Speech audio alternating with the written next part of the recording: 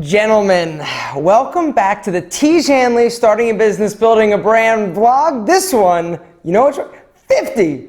I cannot even believe that for 50 straight weeks I've been posting videos. It's pretty crazy. But what's also crazy is thinking about a year ago, like next month, was the first time that Rob Kelly and I actually met here in Atlanta.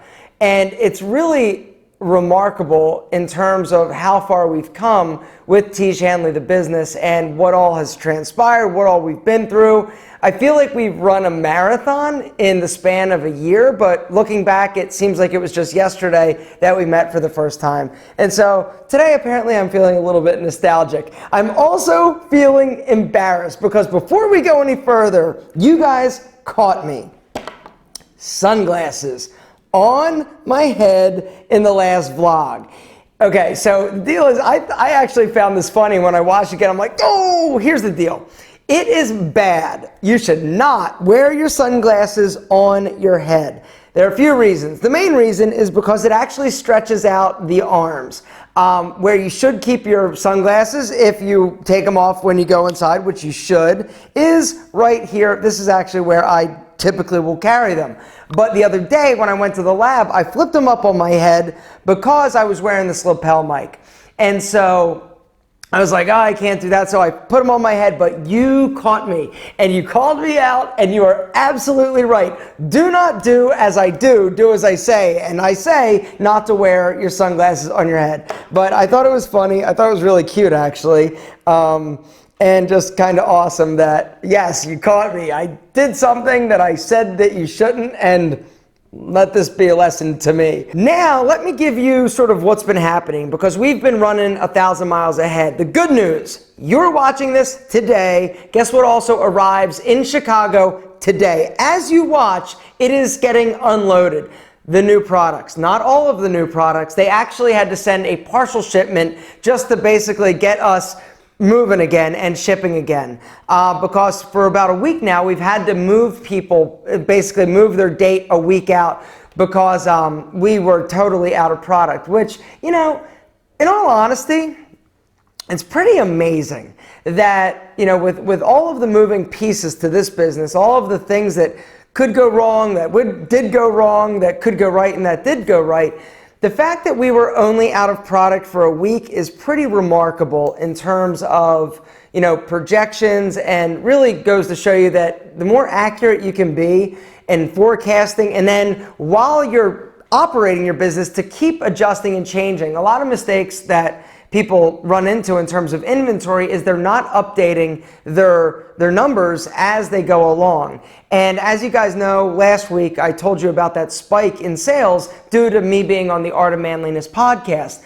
Well, we had to adjust for that. We have to adjust all the time. But, you know, the fact that we're only off by about a week, I think is pretty spectacular, even given the influx of people. But something that we did have to do in order to get moving again is it actually cost us about $7,000 because to basically rush some product. And here's how it works. So the lab at which you saw last week, where everything was being manufactured, it's got a limit. The production line is around 6,000 units a day. And that's people working, you know, 8, 10 hours a day. I don't know how many hours they work. So here's the deal. What happens is this. They make 6,000 units per day. That's the capacity of this line. We'll call it a line. And, you know, so we're getting a lot more than 6,000 units of each of our products. So it takes days to complete the entire run of one specific product. Now, the way that things fell, they got done all of the eyes, the eye cream. They got done all of the serum. They got done all of the AM and PM. But what happened was they still had to do the wash and the scrub. And so they ran a day's worth of wash to get, I think it was 6,000 units. And then they had to clear the line or change the line. And what that requires is for them to basically take the equipment piece by piece and remove it, sterilize it, get everything set up so that the next day they can then run the scrub.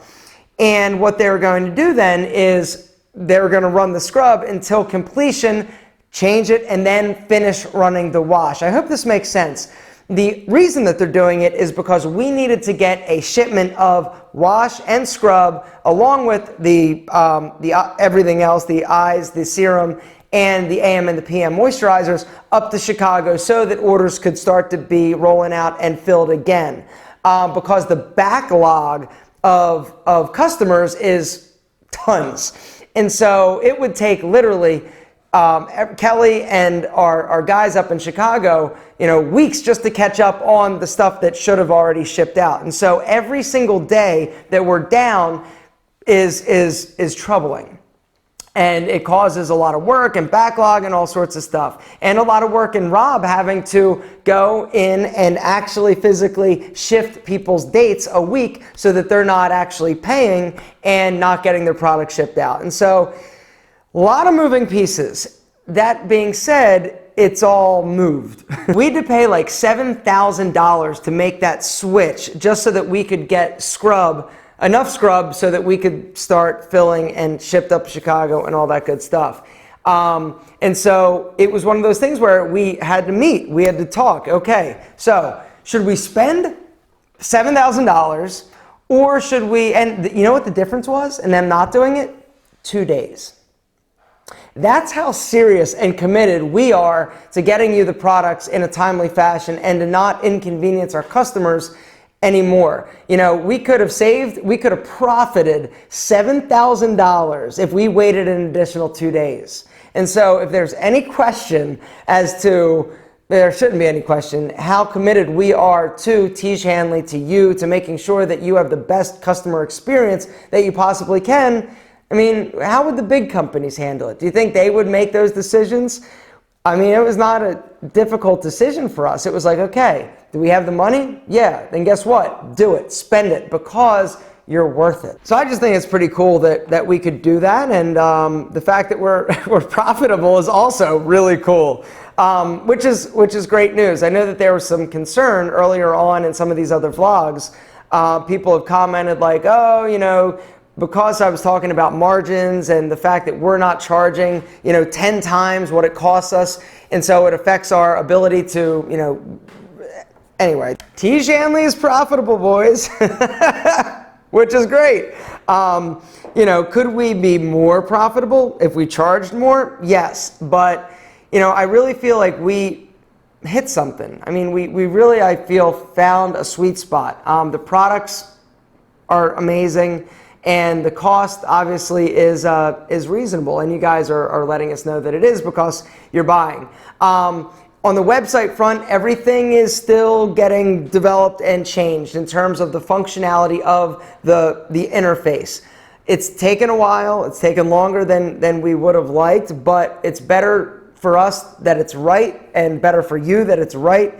And in terms of, we want to make sure that it's correct as opposed to just trying to speed something out. We don't want to have to be coming back to you in another vlog being like, oh, sorry, this broke or this wasn't right. We want to get it right the first time. So be patient, but soon you're going to have like the ultimate customization in terms of your delivery schedule. It's just going to be phenomenal and fantastic. Also, the other exciting thing, the sizes of the scrub, the wash, and the AM and not the AM and the PM, the serum and the eyes, we've gotten a little bit of the air out. So you're still going to have to prime it, meaning like squirt, squirt, squirt, sometimes like 10, 15, 20 times. But just keep pumping. It'll eventually come out. And hopefully some of the changes and modifications that we made to this order will impact or lessen the amount of pumps that you actually have to do. But for a second, I'd like to go back to sort of the idea of profit at the end of the year, because I feel like there's a valuable lesson there. So Tiege Hanley is going to have X number of dollars sort of in the bank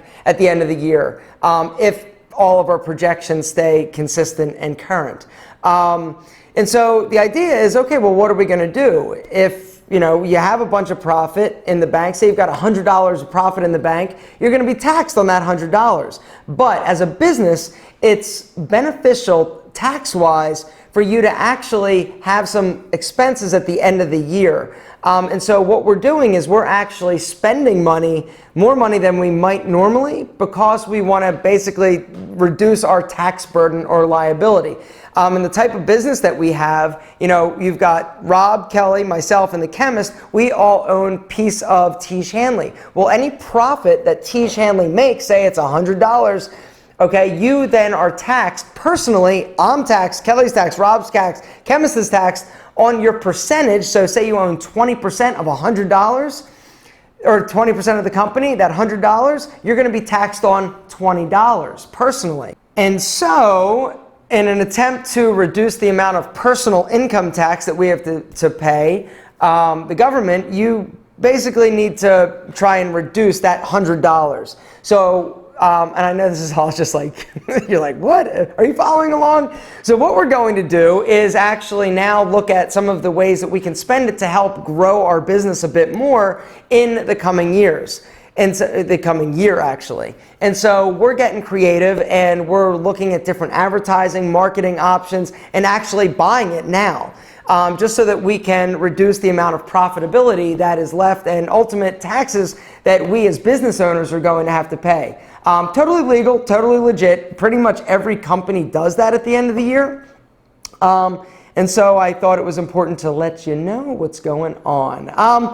Other than that, it's just been a whirlwind. Sorry, kick the tripod. It's been a whirlwind. We've been nuts.